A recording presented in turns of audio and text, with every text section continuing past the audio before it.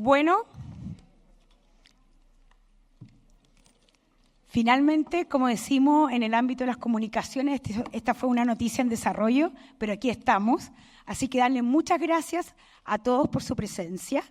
Les habla la decana de la Escuela de Comunicación y Periodismo de la Universidad Adolfo Ibáñez, Magdalena Brown, y estamos muy orgullosos porque hemos podido continuar con nuestro ciclo de Mujer y Política que organiza el Magíster de Comunicación Política junto a la Escuela de Gobierno. Me voy a ahorrar mucho de las palabras que tenía preparadas, porque en realidad queremos aprovechar lo más posible, dado el esfuerzo que ha tenido con la coyuntura de estar acá presente nuestra ministra del Interior.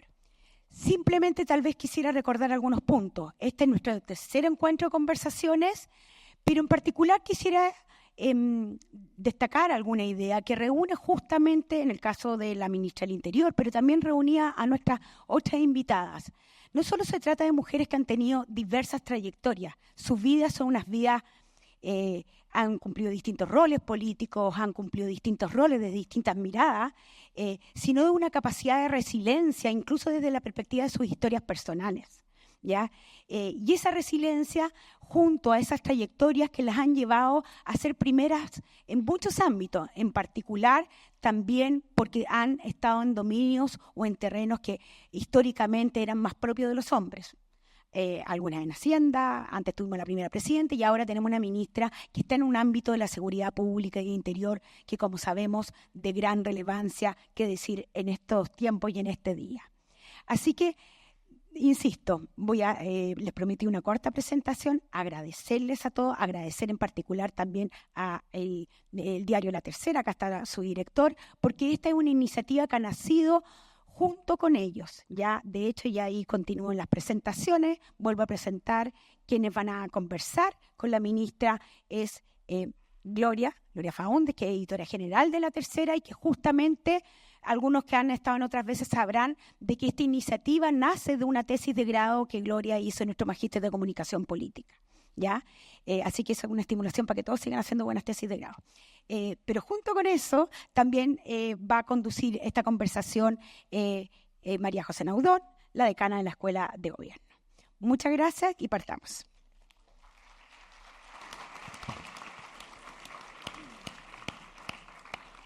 Hola a todos, bienvenida ministra. Además, gracias por venir porque sabemos que por la naturaleza de su cargo es acontecido, ¿no? Ni qué decir. Y a propósito de eso, usted ha sido la segunda ministra del Interior de la historia de Chile. Eso se olvida un poco porque la primera tuvo menos tiempo, ¿no? Pero dada la influencia de jefa política, dada la exposición pública del cargo que detenta, ¿de qué manera cree usted que su género, su condición de mujer, ha sido objeto de escrutinio en el desempeño de su cargo?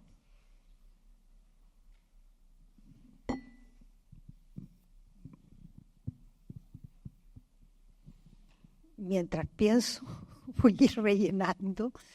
Quiero agradecer la invitación y quiero sinceramente pedirles disculpas por la demora. No pudimos evitar que se alargara la actividad que estábamos antes y no era posible cortarla porque era una situación de mucha intensidad con las personas afectadas y bueno, hubo que optar ahí y nos quedamos más rato en Puente Alto. Pero me alegro que estamos aquí, igual hay harta gente. No sé cómo se la arreglaron. A ver, en mi cargo actual, ¿cómo ha influido mi género? Yo creo que fundamentalmente el cargo en que yo estoy y el tipo de temas que me toca tomar están en un asedio muy grande y están en un asedio sea quien sea el ministro o la ministra. No voy a asumir que el asedio es porque soy mujer.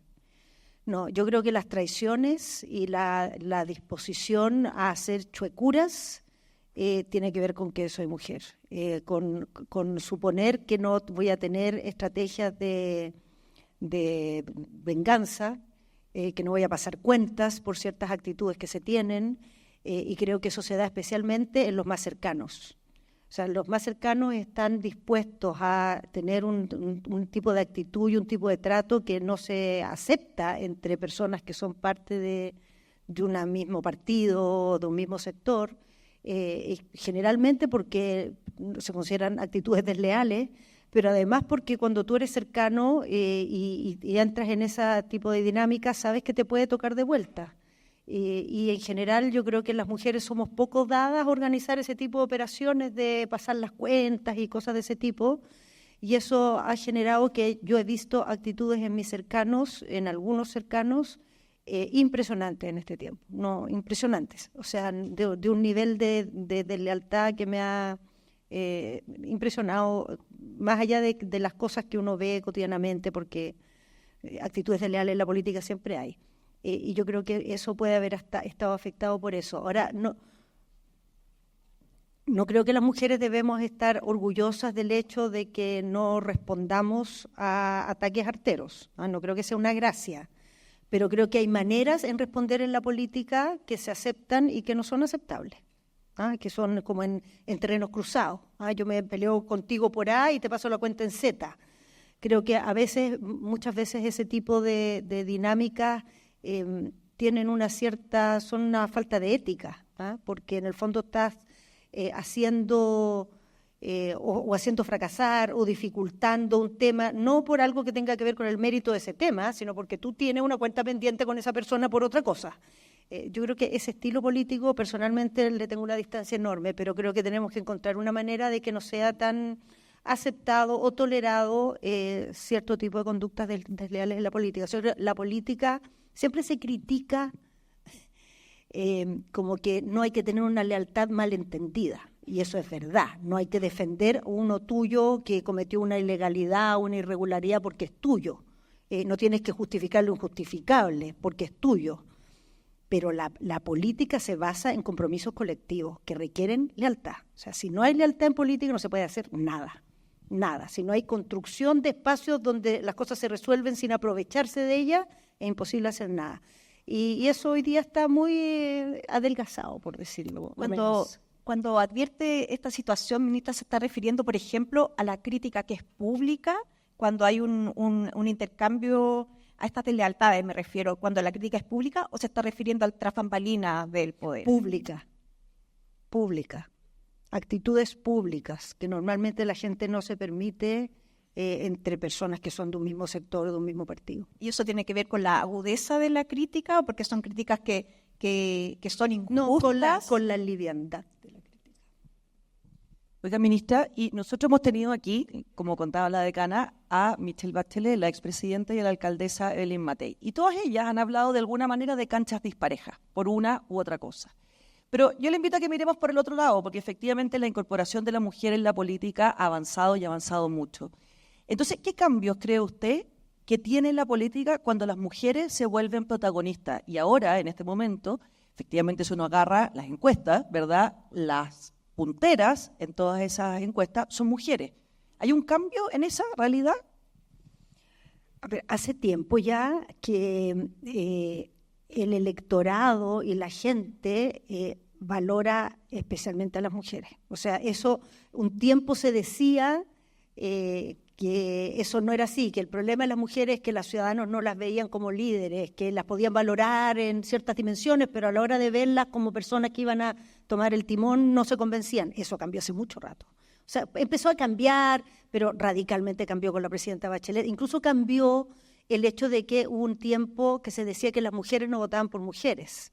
O sea, hoy día las mujeres votan y votan por mujeres y prefieren a mujeres. Eso está muy, digamos, ya consolidado, lleva muchos años. Ahora, ¿qué es lo que ha cambiado? Yo creo que lo que más ha cambiado es que se ha abierto el espectro del lenguaje político mucho más. O sea, la uniformidad de la manera de hablar, del estilo, de los términos, ha ido pero cediendo. Yo lo he visto en los años que he estado en política, que no son, bueno, hartos, pero tampoco digamos que soy una anciana, pero ha cambiado la forma en que se habla, ha cambiado la tolerancia a escuchar discursos distintos, miradas distintas a los problemas. Se ha abierto la cabeza, ha sido igual a charchazo, pero se ha ido abriendo. Pero hay cosas que no cambian. Y yo creo que lo que menos cambia es que las mujeres, cuando están en un momento de la vida que tienen responsabilidades de crianza y que tienen hijos, la dinámica de la política se les vuelve muy difícil y muy cuesta arriba hacer convivir las dos cosas. Ahora, eso le pasa a las mujeres en política, pero le pasa a las mujeres en la empresa, le pasa a todas las mujeres que empiezan a tomar responsabilidades grandes cuando llega la hora de hacer estas dos cosas a la vez, porque todavía ese terreno no está resuelto de manera pareja. Yo diría que ese terreno ha avanzado aún menos que el de la política. Ministra, y cuando usted dice que la ciudadanía hoy día valora a las mujeres, ¿qué valora? ¿Qué es lo que la ciudadanía ve en las mujeres que no tendrían los hombres? A ver, yo creo, o sea, primero que a la ciudadanía le han bajado los prejuicios contra las mujeres. O sea, eso es lo primero, porque lo primero que había que enfrentar años atrás era la idea de que si es mujer no tiene habilidades para cierto rol. Eso ha bajado mucho. Pero ha pasado otra cosa, que yo creo que al final del día está siendo aún más importante, y es que como estamos en una especie de crisis bien grande de los sistemas tradicionales de representación, como tenemos todos los esquemas tradicionales con los que funcionaba la estructura social tambaleando en distintas dimensiones, la representación política, las formas tradicionales de organización social, las iglesias, las personas no tienen como no tienen una adhesión muy grande a los modelos tan tradicionales de liderazgo. Entonces están dispuestos o abiertos a ver modelos de liderazgo distintos porque no están conformes ni se dan por satisfechos con esas formas tradicionales. Entonces, eso no solo le ha abierto un espacio a nosotros las mujeres, sino que nos ha vuelto como una necesidad. O sea, como que se requiere un ingrediente que mueva un poco esta dinámica de cómo se ejerce el poder, de cómo se ejerce la autoridad y de cómo se recupera la autoridad. Creo que eso es un tema bien importante preguntarse, porque quizá hay modelos de autoridad que hoy día están desgastados, que hoy día están cuestionados, que hoy día no generan legitimidad, ok, pero el reemplazo a eso no puede ser la no autoridad. No puede ser. O sea, tiene que la sociedad contemporánea generar modelos nuevos de autoridad. Yo creo que las mujeres en eso estamos siendo un ingrediente muy importante de esa reconfiguración. Ya estamos en la mitad. O sea, eso está pasando. Entonces es casi imposible verlo porque estamos en medio de ese torbellino. En un tiempo más, cuando uno vea, va a poder ver cómo se movió esto. Pero ahora son como vemos puras cosas que se tambalean. Mire, ministra, a propósito de lo que señalaba respecto de que las mujeres tenemos este tema estructural, ¿no? En cierta época de la vida que tenemos que tomar ciertas decisiones. Me hizo recordar de la situación de la ministra Vallejo, que está embarazada y que por lo tanto es muy probable que tenga que al menos bajar sus funciones. Usted es la jefa política de este gobierno. ¿Ha pensado cómo abordar esa situación? Porque la situación de una ministra también, que por ejemplo vuelva a trabajar de inmediato, también generó un enredo, ¿no? Una señal un poco confusa al resto de las mujeres.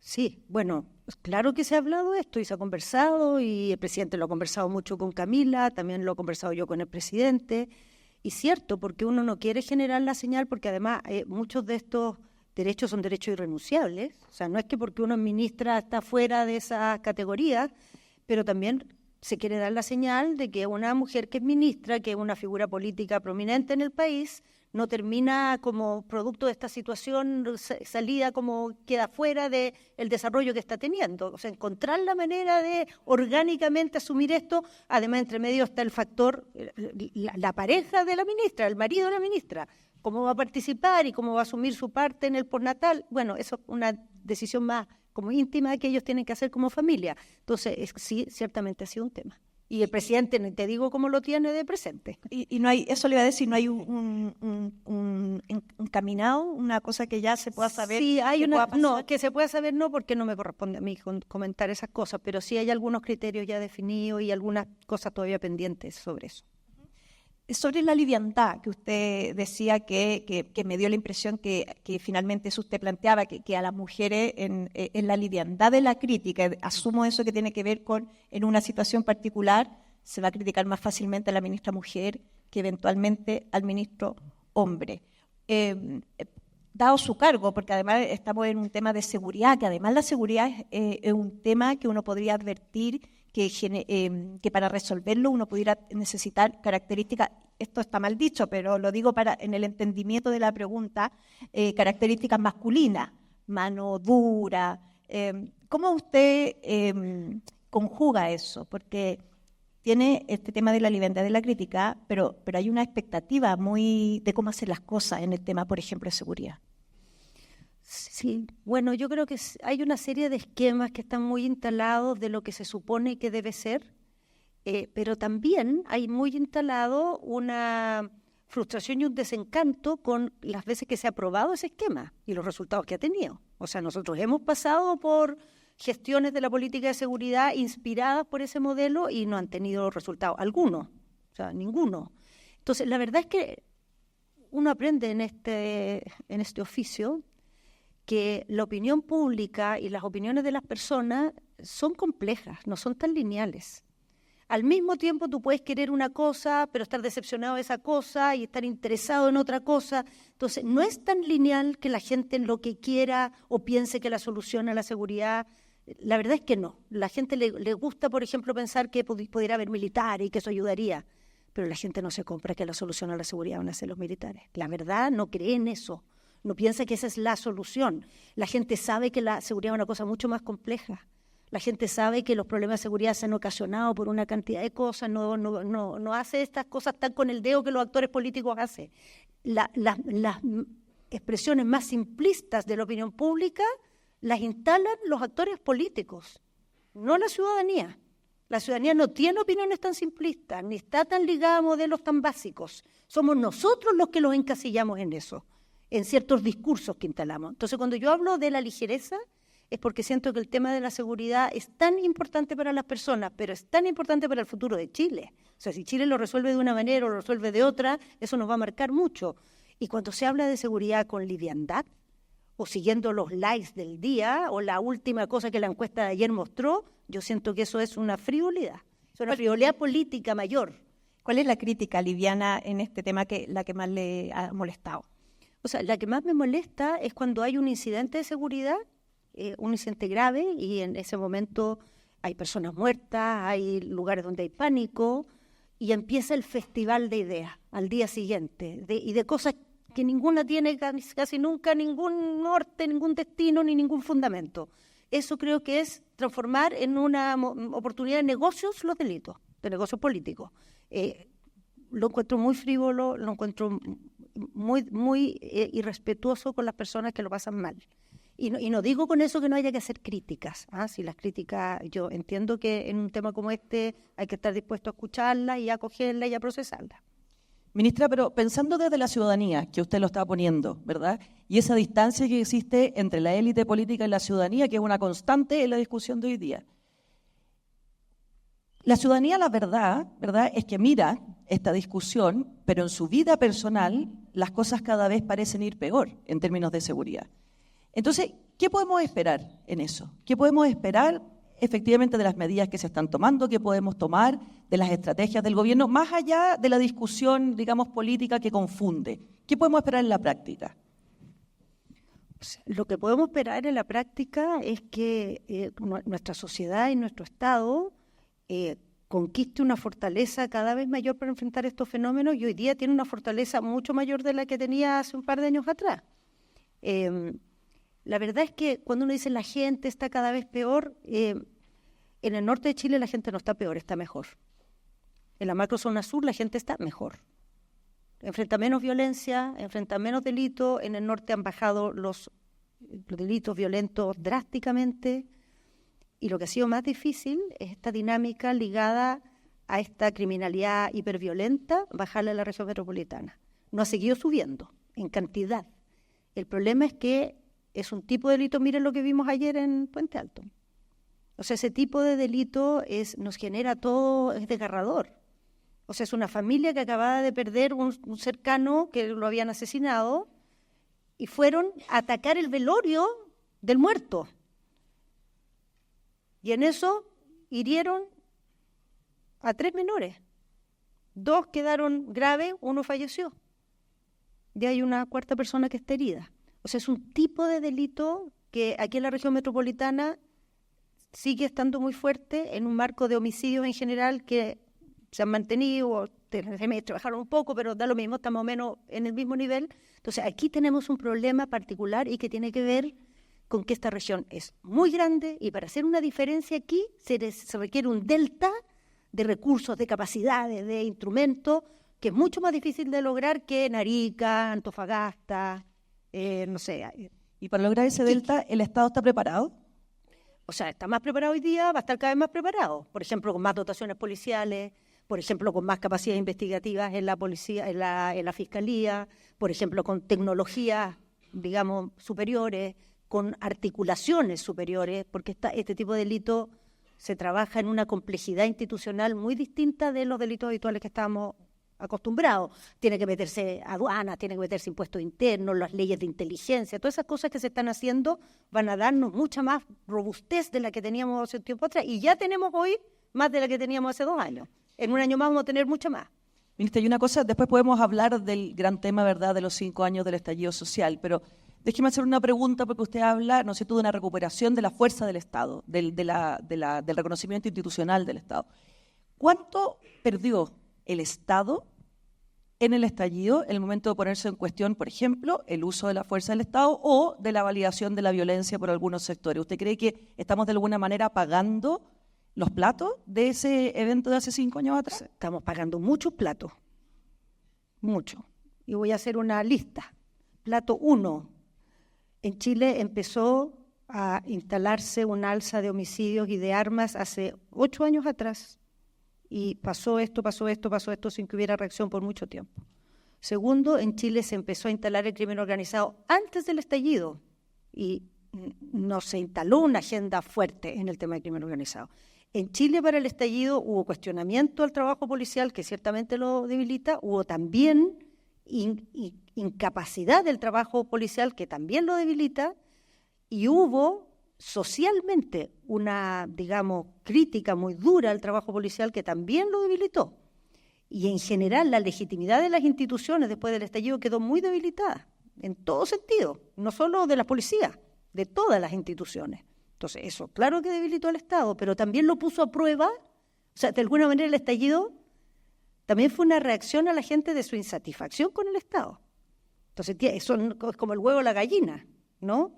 O sea, cuando uno ve qué fue lo que pasó en los incidentes de seguridad que tuvimos, al mismo tiempo que se cuestionaba el trabajo de las policías, muchas veces de manera exagerada o injusta, había una incapacidad de las policías de controlar ese nivel de desorden público.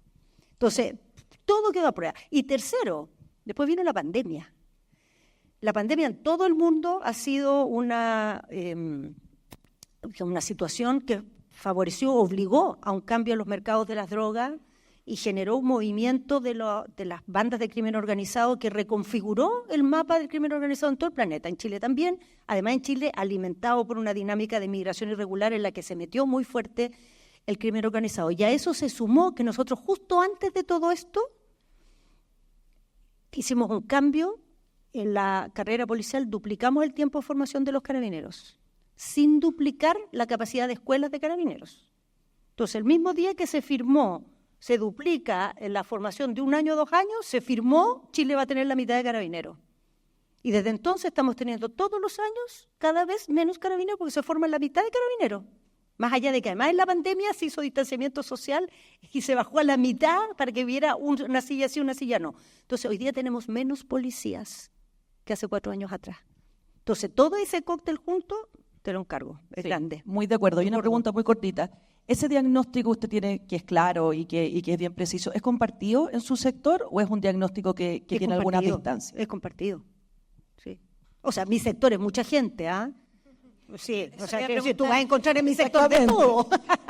Es mucha gente. Depende de quién tengamos por sector. Es un diagnóstico compartido en el gobierno, sí.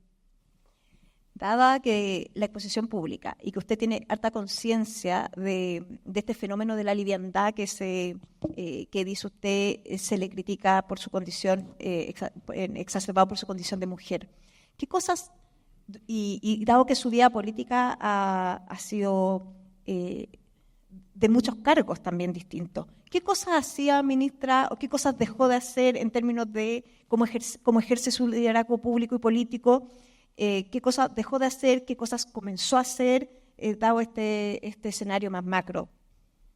Bueno, hay una cosa que no he dejado de hacer, he tratado de dejar de hacer, y quizá ha disminuido, es seleccionar en qué pelea uno se mete y en cuáles no.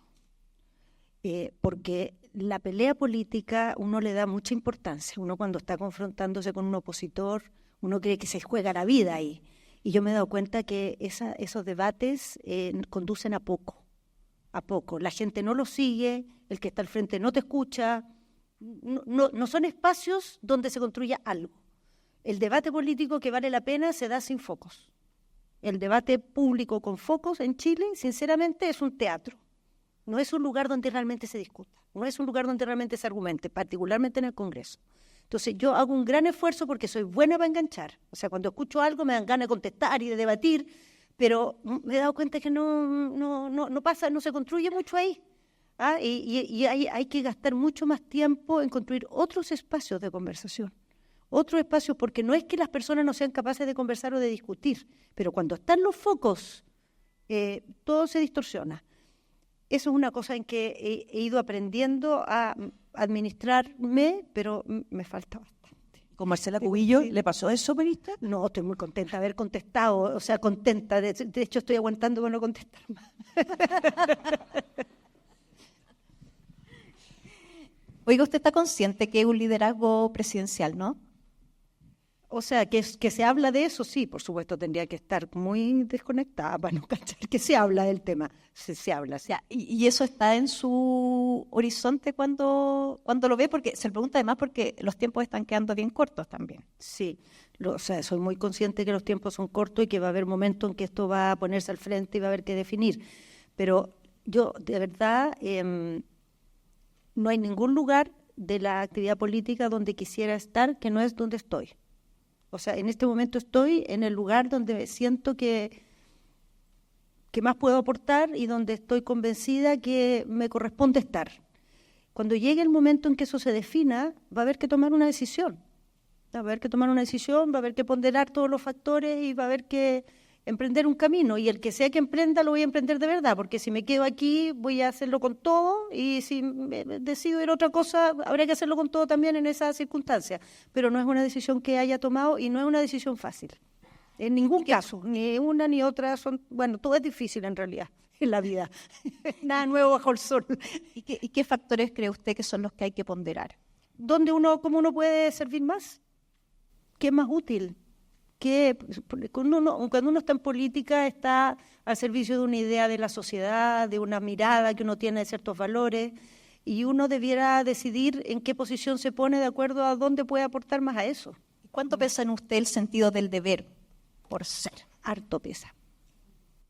Porque llega un minuto en que usted es la única carta que se ve en ese sector, entonces ahí me imagino que se genera este tema del deber. No, pero no creo que vaya a ser la única carta. A ver, cuénteme cuál es la suya. Es que no es que tenga yo otra carta. No, yo creo que hay una cosa que creo hace tiempo. Mira en Estados Unidos. El candidato era Joe Biden. Se empezó a hablar de que no tenía que ser candidato. Todo el mundo suponía que Kamala Harris había sido una promesa incumplida.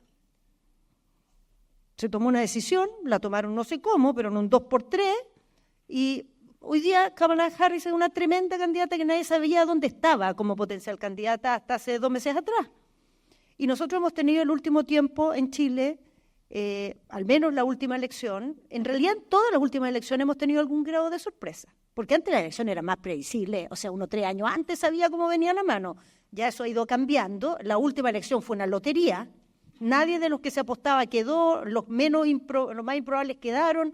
O sea, cambió todo a último minuto. Pero las anteriores hubo sorpresas grandes. O sea, grandes. A Marco Enrique fue una tremenda sorpresa, la Bea Sánchez fue una tremenda sorpresa. Entonces, yo creo que también estos climas, yo lo encuentro insoportable, que años antes de la elección estar con el candidato, y si va a ser Juanito, va a ser Pedrito. O sea, que la gente haga su pega, la haga bien, y cuando llega el momento de decir los candidatos, decidimos los candidatos. Eso encuentro yo. Oiga, ministra, pero este encuentro ha sido una suerte como de oráculo de Delfos, y nos ha pasado que todas las mujeres que han sido invitadas, les preguntamos la misma pregunta, si van a ser candidatas o no, todas dicen que no, y nosotros creemos que sí. ¿Ya? Michelle Bachelet. Bueno, que dijo Michelle no, Bachelet ha dicho que no. Yo no vi la entrevista, pero no creo que Evelyn Matei haya dicho que no. pero no lo aseguró con total certeza. Lo planteó como usted, que era una Claro, lo decisión planteó que así. iba a ser futura. Pero yo le propongo una pregunta. Es ¿cómo evalúa usted esos liderazgos? El liderazgo de Evelyn Matei, que de forma bien clara parece ser que va a ser, ¿no es cierto?, la representante o la candidata de la derecha. Por supuesto, falta mucho y todo puede cambiar. ¿Y cómo evalúa también el de Michelle Bachelet, que eventualmente podría ser uno de los nombres que está en juego junto con el suyo? Eso es interesante, porque yo no estoy en la posición que está Evelyn Matei. Yo soy ministra del Interior. El día que decida una cosa así, no puedo seguir siendo ministra del Interior. O sea, el momento que tomo esa decisión, no puedo ser ministra del Interior. O sea, si la llego a tomar, no voy a estar más aquí. Y no la he puesto por delante como una decisión que hay que tomar ahora, porque no me parece una buena idea tomar esa decisión ahora. Creo que no es el momento. Ya, pero para ser justa con la alcaldesa, ella decidió no ir a la reelección precisamente porque probablemente tiene una decisión que tomar. Claro, por supuesto. Pero es que, a ver, yo soy ministra del Interior de un gobierno que va al Parlamento todos los días, que trabaja con un tema delicado, en el cual hay mucho debate. O sea, es totalmente incompatible que yo sea ministra del Interior con un plan de ser alcaldesa y que en las tardes soy alcaldesa, en el día soy ministra del Interior. Candidata presidencial. Sí. Candidata presidencial. No es posible. Pero yo creo que lo mire en términos mucho más teóricos, no tan prácticos. Porque aquí tenemos, como partíamos al principio diciendo, 3 candidatas que son presidenciables, digámosle, 3 personas, 3 mujeres, y que tienen obviamente liderazgos diferentes, distintos. Entonces, en el caso de esos liderazgos, ¿cómo se entiende usted en eso? ¿Qué es su diferencia? ¿Cuál es su elemento diferenciador? Y en el caso de Michelle Bachelet, que es la que no hemos hablado, ¿cómo evalúa usted el surgimiento de eso? Porque se ha hablado mucho de una falta de nuevos liderazgos, de una necesidad de volver hacia atrás porque no hay renovación. ¿Cómo lo evalúa usted en ese sentido? Bueno, primero creo que esas evaluaciones hay que hacerlas cuando las cosas hayan pasado, porque todas esas evaluaciones son como proyecciones de cosas que van a pasar, pero que no sabemos si van a pasar. Yo creo que en el caso de Michelle Bachelet lo que ha pasado es algo que tiene una dimensión que me parece muy importante. Ella es una líder que ha sido 2 veces presidenta, que siempre ha contado con un apoyo y un cariño ciudadano muy grande, y tuvo un segundo gobierno que fue gran parte del mandato una situación muy, muy hostil con ella. No solo porque el gobierno tuvo dificultades, no solo porque le tocó enfrentar una agenda difícil, hubo una hostilidad con ella, una manera de tratarla del mundo político, de los medios de comunicación, de la opinión pública, que fue tremendo. Y eso se ha ido con el tiempo compensando. Eso con la distancia ha ido equilibrándose, se ha ido poniendo en perspectiva, cosas que en su momento se ridiculizaron se han ido valorando, cosas que en su momento se rechazaron, hoy se dice enhorabuena, lo hubiéramos aprobado en ese momento. Entonces, eso me parece que es muy bueno y muy sanador. Y creo que gran parte de lo que ha pasado con esto tiene que ver con una revalorización de la figura de Michelle Bachelet después de lo que pasó en su segundo periodo de gobierno. Ahora, eso si va a terminar transformándose en algo presidencial o no, bueno, el tiempo lo dirá, pero creo que lo que está detrás de eso es eso, y eso me parece a mí no solo bueno por ella, me parece que políticamente el sector del que yo soy parte, que es el mismo de la presidenta Bachelet, requiere hacer mucho esas cuentas con su trayectoria para proyectarse hacia adelante, porque es un sector que ha tenido una manera de autoflagelarse, de autotratarse, que la ha inhibido como sector político. Y esta extraña situación inesperada que se ha provocado en el gobierno del presidente Boric, que nuestro sector termine en un lugar tan central en su gobierno y en un encuentro tan inesperado con esa generación con la cual nos habíamos peleado tanto, creo que hable también esa oportunidad de que este sector nuestro como que rehaga su historia y la proyecte hacia adelante. Y en esto, esta reivindicación de Michelle Bachelet es algo muy importante. Y yo creo que también lo es el hecho de cómo esa generación ha reivindicado a Ricardo Lagos, con quien en algún minuto había un bloqueo absoluto. O sea, se ha ido sanando eso, no está completamente sanado, pero ha evolucionado del cielo a la tierra en este tiempo. Mira, se me ocurren 2 cosas. Primero, a propósito de una reflexión que hizo la propia presidenta Michelle Bachelet sentada acá y el tema de los prejuicios y todo, ¿qué es peor en política, ser joven o ser mujer? Primera cosa, a propósito del reencuentro de generaciones. Y lo otro es que me imagino, en su trayectoria política está competido con hombres y con mujeres. Ahora parece que hay una cancha que toma tono más femenino. ¿Le acomoda más competir con mujeres o le acomoda más competir con hombres o le es indiferente? No, yo creo que he competido mucho más con hombres, porque hay muchos más hombres que mujeres en general, casi siempre he competido con hombres. No sé, tendría que probar la situación, pero no tengo a priori ninguna impresión de que en sí mismo debiera ser tan distinto competir. No, creo que los problemas en política no tienen tanto que ver con cómo competimos hombres y mujeres, sino en la horizontalidad del trato de la acción política. Es donde Eso iba, que las formas cambian, me imagino, cuando uno compite con un hombre o con una mujer, ¿o no? Yo la verdad no he tenido malas experiencias de la competencia electoral. Yo creo que las cosas más duras de la política no se dan en la competencia electoral. No es ahí donde suceden las conductas más, digamos, reprochables o los hábitos políticos que uno dice no le hacen bien al país. Yo creo que Chile en general, en su sistema electoral, en su sistema de competencia política, no tiene un drama. Ahí no está el problema. Donde se generan las dinámicas que distorsionan la opinión pública, que distorsionan la mirada de los problemas, es en el ejercicio del poder cotidiano, en el diálogo gobierno, digamos, parlamento, al interior de los partidos. No considero que la competencia electoral sea un problema del sistema chileno en sí mismo, al revés. Cuando uno compara cómo son las elecciones en Chile y va a ver cómo son en España, cómo son en Argentina, cómo son en Estados Unidos, o sea, esto es un juego de niños al lado de cómo es la dinámica electoral en esos países. Ya, y sobre lo otro, si uno genera, como político, genera más prejuicio siendo joven, porque a usted le toca gobernar con esa generación, el presidente, por cierto, o siendo mujer. No, yo creo que el tema con las mujeres es mucho más profundo que el tema con la juventud, porque todo el mundo fue joven, pero no todo el mundo fue mujer. Entonces eso genera hay una cercanía, todos hemos pasado por la experiencia de la juventud, no todos hemos pasado por la experiencia de ser mujer. Oye, ¿no le parece a veces que las mujeres políticas abusan a la hora de la crítica de su condición de mujer y hay una suerte también a veces de victimización exacerbada, o usted cree que no? A ver, yo creo que el tema de la victimización es un tema, no se lo achacaría solo a las mujeres. Creo que hoy día la forma más fácil de construirte como un personaje es ponerte en un rol de víctima. Creo que en general es algo que socialmente hoy día está muy instalado. Y claro, a veces se ocupa con el tema mujer, pero a veces se ocupa con el tema de que soy de regiones, a veces se ocupa con el tema de cualquier cosa. Y creo que no mueve nada. No es una cosa que realmente potencie transformaciones ponerse desde esa postura. Creo que afirmar lo que uno es y afirmar las desventajas de donde uno viene es muy distinto de ponerse de víctima. No es lo mismo. Yo creo que en general ponerse de víctima no es un factor que ayude en la política, que sea un recurso positivo, que genere cambios buenos. Claro, pero más allá del fenómeno, la carta mujer, ¿usted cree que las políticas la juegan mucho? Por cierto, que a veces se ocupa el tema de ser mujer o las desventajas de ser mujer para victimizarse, pero no es la única cosa que se ocupa para victimizarse. Se ocupan muchas cosas en estos tiempos. Oiga, ministra, y otra de las frases que oímos constantemente es que otra cosa es con guitarra, ¿verdad? Y entonces yo le quiero preguntar si efectivamente en su caso otra cosa es con guitarra. Entonces, ¿qué cosas distintas ha visto usted desde el Ministerio del Interior?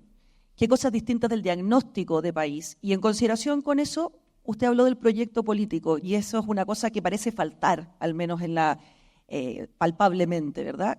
¿Qué país sueña, piensa usted?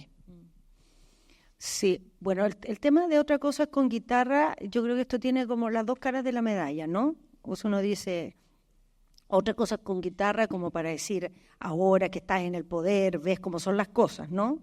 Pero hay otra cara de la medalla que es la gente que dice, claro, llegan al poder y cambian. ¿Ah? Antes eran buenos y ahora que están en el poder como que se desentienden de todo lo que dijeron antes. Porque la verdad es que cuando estás en el poder, las cosas que ves y la situación a la que estás expuesto, no la has vivido hasta que no estás ahí. O sea, es imposible situarse en lo que significa estar en el poder antes de estar en el poder. No se le puede pedir a una persona, a un ciudadano, que piense igual que un presidente. No va a pensar igual. El tema es que uno tiene que ser consciente cuando no está en el poder de que uno tiene una limitación por el hecho de no estarlo, pero cuando está en el poder también hay que asumir que uno tiene una limitación por el hecho de estarlo. Uno siempre tiene una mirada parcial y uno siempre mira desde donde está. Y cuando está en el poder, ciertamente tiene una conciencia de las limitaciones y las restricciones mucho mayor que cuando está fuera. O sea, eso evidentemente es así.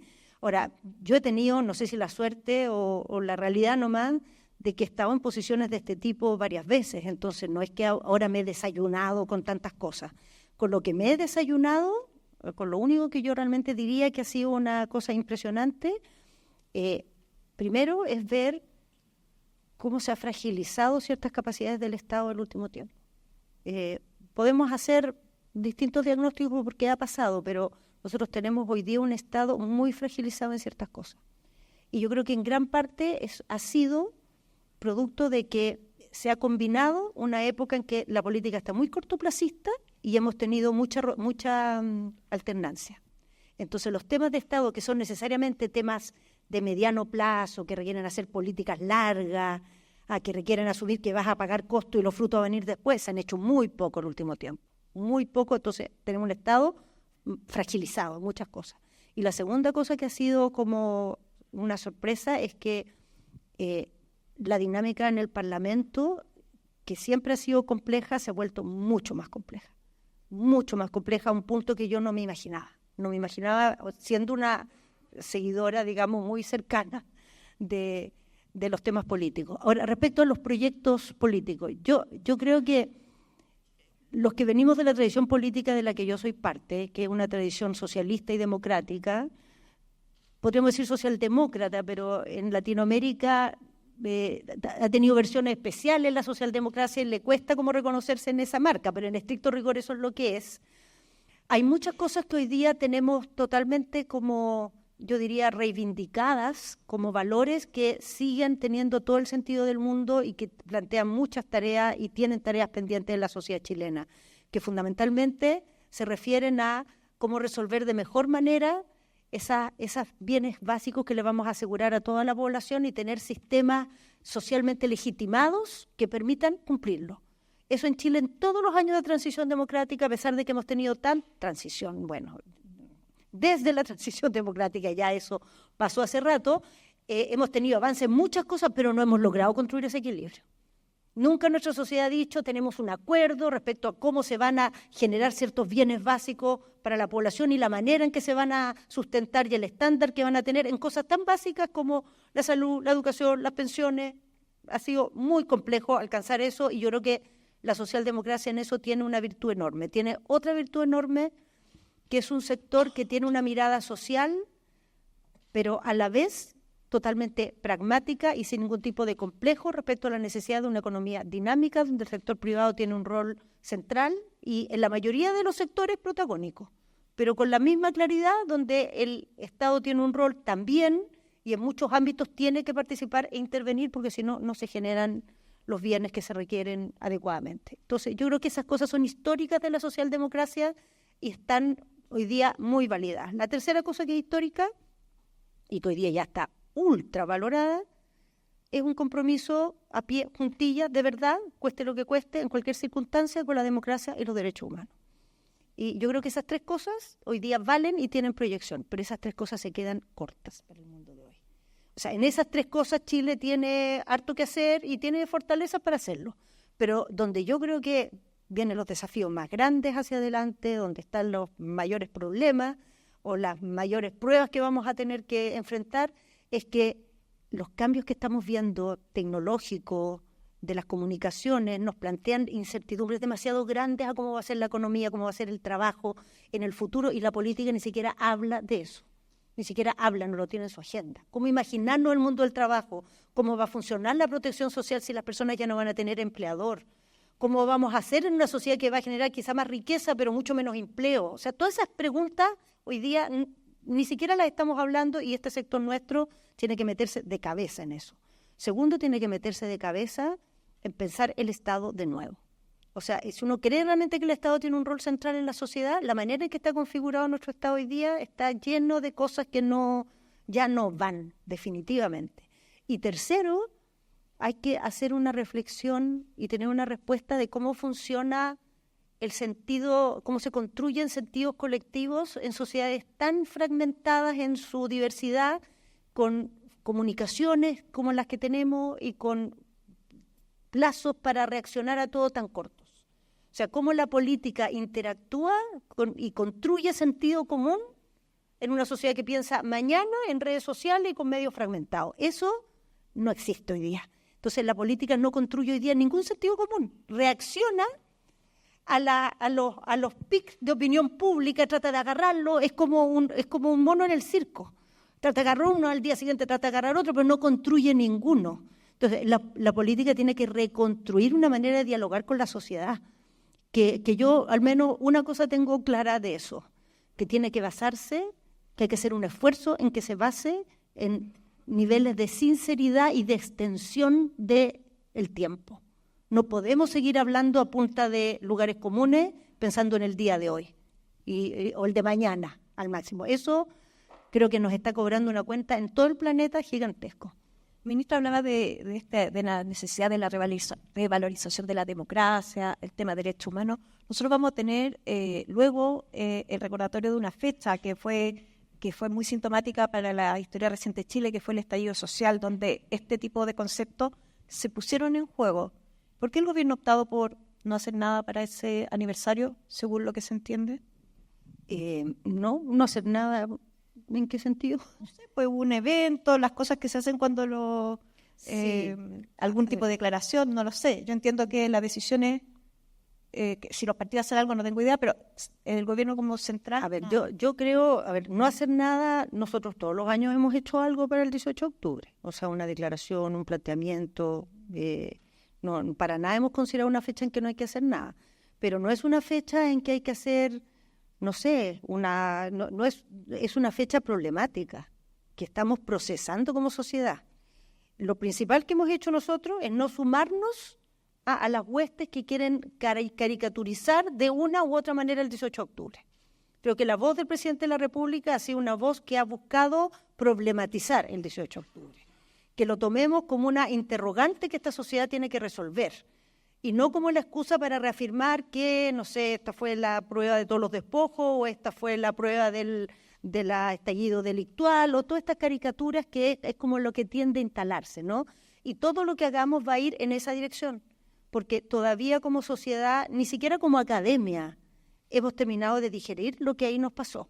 Y el principal obstáculo para entenderlo no es la dificultad del fenómeno, sino la forma en que se tapa la reflexión con estas especies de etiquetas simplonas que impiden ver lo que la sociedad chilena ahí enfrentó. Entonces, todo lo que digamos y la manera en que actuemos en esa fecha va a apuntar en esa dirección, a buscar que como sociedad digiramos realmente lo complejo que ahí vivimos y cuyas consecuencias todavía estamos viviendo, digamos, eso no está para nada cerrado.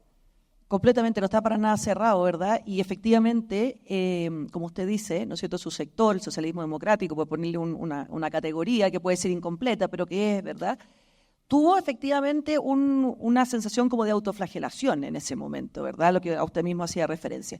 Entonces, hoy día, 5 años después de un proceso constituyente, después de 2 procesos constituyentes fallidos, ¿cuál es su lectura? Yo sé que es un diagnóstico muy difícil de hacer, pero algunas conclusiones que 5 años después usted haría respecto de la lectura del estallido. O sea, yo lo primero que quiero decir es que creo que cuando vivimos el estallido, lo que se hubiera requerido es que la autoflagelación que se dio esos días hubiera capacidad de sostenerla en el tiempo. Porque esta cuestión de ser autoflagelante un día y el día siguiente decir, no, eran todos unos delincuentes, encuentro que es de nuevo una ligereza. Porque algo falló muy grande en nuestra sociedad para que llegáramos a tener esa situación. O sea, es una falla estructural gigantesca. ¿Cómo un país como Chile, que tiene una vocación por el orden tan grande, pudo estar 6 meses patas para arriba con un 60-70% de apoyo de la sociedad a esa situación? Si no es verdad que aquí había un grupo de delincuentes y el resto de la sociedad en su casa aterrorizada, la gente apoyaba esa dinámica en que estábamos. ¿Por qué llegamos a eso? O sea, ¿qué ha fallado? Yo creo que el vaso por el lado de las necesidades sociales insatisfechas se ha analizado bastante, ¿verdad? O sea, hay problemas que nuestra sociedad ha estado largo tiempo buscándole solución sin encontrarle, eso genera una frustración. hay una perspectiva o una expectativa de crecimiento económico que se vio frenado en un cierto momento y eso dejó a muchos sectores en una especie de incertidumbre de un futuro que veían y que de repente empezaron a ver confuso. Todo eso se ha hablado bastante, pero eso se suman dos cosas más que creo que no hemos hablado. Una es cómo se llegó a deteriorar el sentido de autoridad en Chile.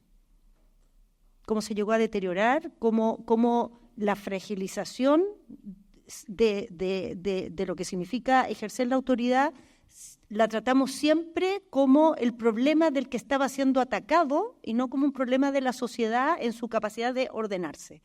Y cómo, a propósito de eso también, festinamos con ese tipo de dinámica. Festinamos cruzadamente, unos con la del otro, así, pero llegó un momento que fue esto con todos.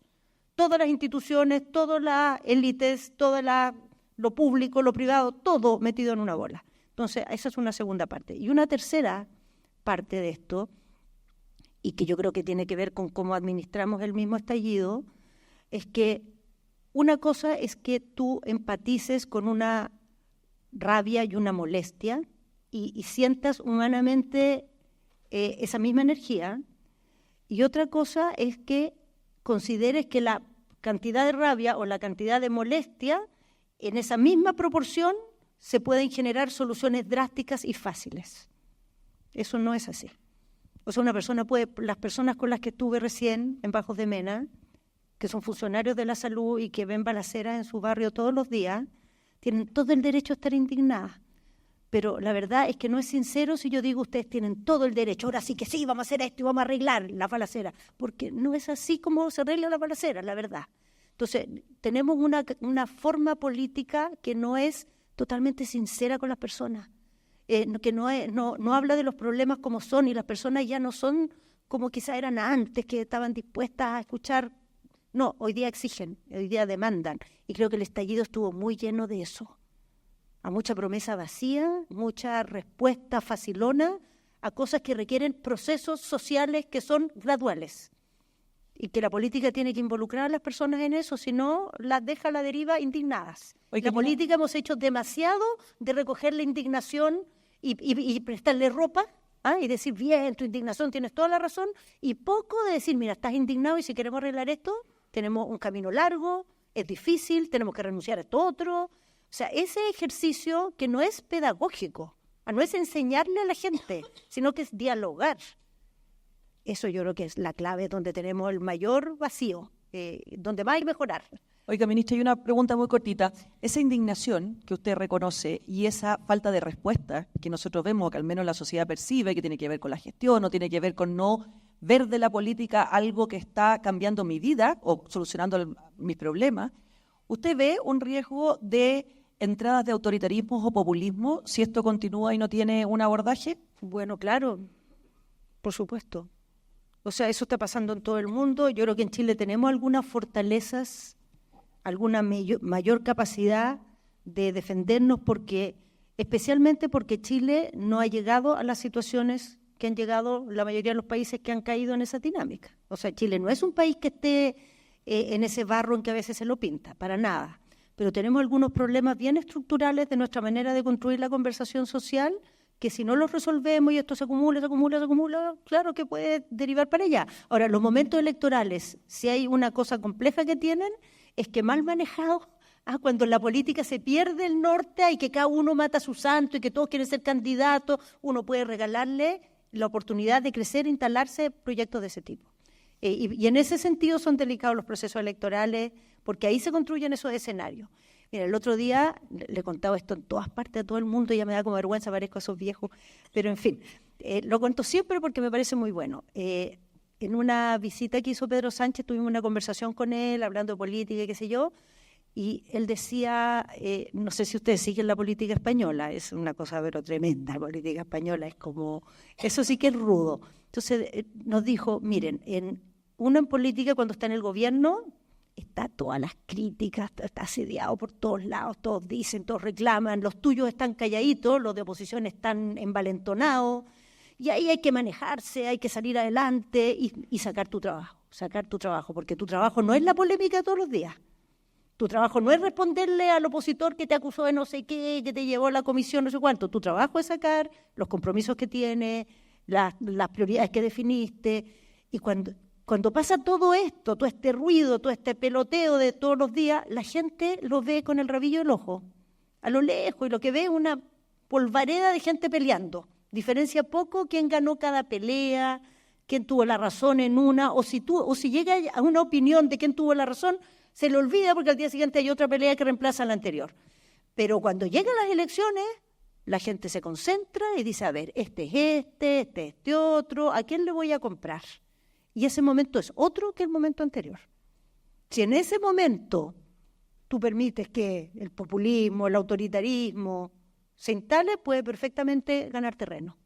O sea, la política es manejar ese momento del día a día sin perder tu norte, pero prepararte para ese momento en la elección que tiene sus propias reglas. Y ahí tienes que llegar claro en lo que hiciste y sobre todo lo que esto te habilita para decir lo que vas a hacer.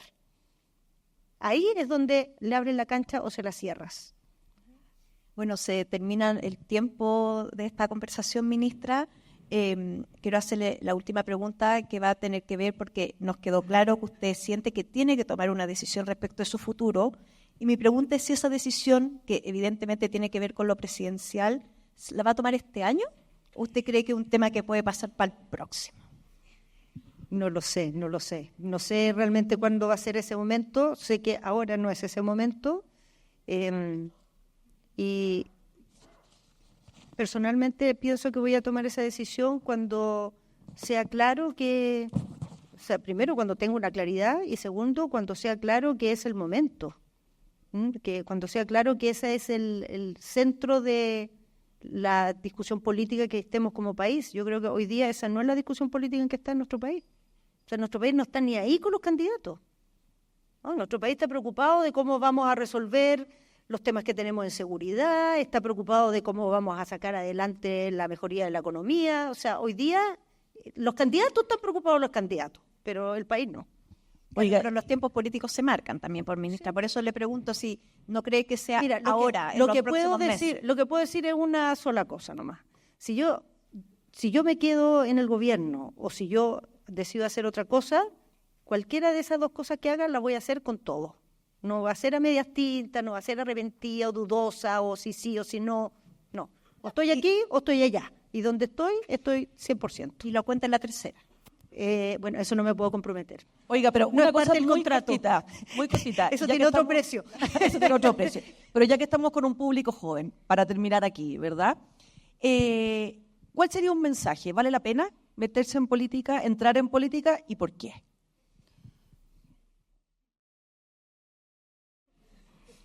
O sea, yo creo que vale totalmente la pena.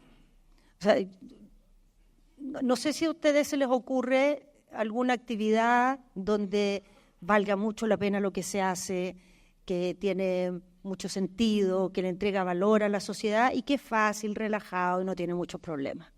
A mí no se me ocurre mucha, no sé. Quizá la investigación. Yo le iba a decir periodismo, pero me arrepentí al tiro con la segunda. No, quizás la investigación científica, sí, pero siempre falta plata también, no sé.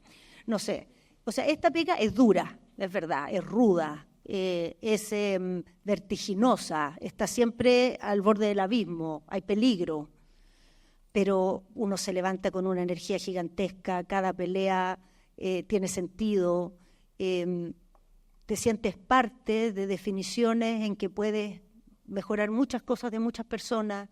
Es verdad que muchas veces sientes que eso es incomprendido, que eso no es aplaudido, entonces si estás buscando mejorar tu autoestima, si estás buscando, sí, no te metas en política. No, en política es para realmente tomar una cierta distancia en el sentido que cada vez que te pasa algo malo no es porque estés mal tú o porque fracasaste en la vida, sino porque estás metido en una situación y estás, digamos, manejando temáticas que son complejas, en que, claro, te tienes que estar siempre autocriticando, mejorando, pero no cada vez que las cosas andan mal o te sacan la mugre, se trata de ti. No está tu ego en juego todos los días. O sea, si tu ego está en juego, no te va a ir bien en política o vas a causar mucho daño en política. Gente que todos los días tiene que afirmar su ego en la política, hay bastante y no creo que sea un modelo inspirador, de verdad. Y yo creo que además este tiempo no sé cómo transmitirles esto. Este es un tiempo en que estamos reconfigurando un futuro, en que hay muchas interrogantes del mundo que viene. Es bastante distinto del tiempo en que yo viví cuando era joven. Cuando yo era joven vivía en un mundo mucho peor que ustedes, con muchas más carencias, la gente lo pasaba mucho más mal, era más pobre, era menos educada, no había democracia, te perseguían por cualquier cosa, pero tenía una certeza total de que el futuro iba a ser mejor. Segura, no tenía ninguna duda que el futuro iba a ser mejor. Hoy día vivimos en un mundo que tiene muchas de esas cosas en mejor condición que hace algunas décadas atrás, pero tenemos una cantidad de interrogantes sobre el futuro gigante. Y nadie tiene certeza de que el futuro va a ser mejor. ¿De qué depende que sea mejor? Bueno, de lo que hagamos los que estamos vivos hoy día, y especialmente de cómo se planteen a ese futuro personas como ustedes. Ningún futuro mejor en una sociedad como esta, que ya es como todo está tan integrado, se va a resolver con proyectos individuales o con personas que se salvan solas. O sea, se requieren nuevas maneras de construir proyectos colectivos, procesos de sociedad y personas capaces de innovar en construir eso, en buscar otros modelos para hacerlo. Y ustedes tienen más herramientas que nadie para eso, porque han crecido en este mundo y han crecido además, digamos, alejados de carencias y de fragilidades que generaciones anteriores vivieron y que son fruto también de esos traumas, ¿no? Tienen esos traumas dando vueltas. Así es que yo, claro, no diría que mucho mejor vivir una época que está asegurado que el futuro va a ser mejor. Yo no sé, lo pondría en duda. También muy bonito vivir en una época en que depende de uno el futuro que se construya, porque herramientas, este mundo para hacer un futuro mejor las tiene todas. Le sobra, tiene riqueza, tiene conocimiento, tiene tecnología, tiene capacidades educacionales, todas. Depende de cómo actuemos como sujetos históricos en esta etapa. Así que ojalá encuentren su lugar para aportar a esa causa. Y la política es uno bien bueno, la verdad. Muy bonito, este es un trabajo hermoso, a pesar de todas sus vicisitudes. Muchas gracias, ministra, y muchas gracias a todos los que estuvieron presentes.